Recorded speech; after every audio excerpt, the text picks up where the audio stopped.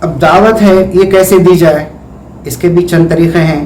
آپ اکیلے بھی لوگوں کو اللہ تعالیٰ کی طرف بلا سکتے ہیں، اور اجتماعی طور پر بھی لوگوں کو اللہ تعالیٰ کی طرف بلا سکتے ہیں۔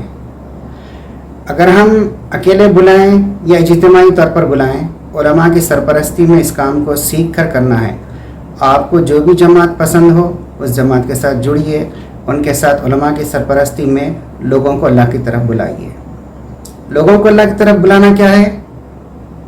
مسجد کی طرف بلانا، قرآن پاک کی تعلیم دینا، احادیث کی سنتوں کی محبت پیدا کرنا، لوگوں کی خدمت کرنا۔ یہ کام مسلمانوں میں بھی ہو سکتا ہے اور غیر مسلم میں بھی ہو سکتا ہے۔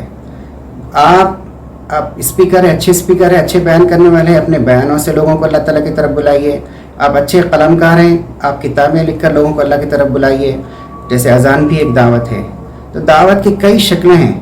آپ کو جو شکل اچھی محسوس ہوتی ہے اس میں جائیے، اپنا جان لگائیے، مال لگائیے اور لوگوں کو اللہ تعالیٰ کی طرف بلائیے۔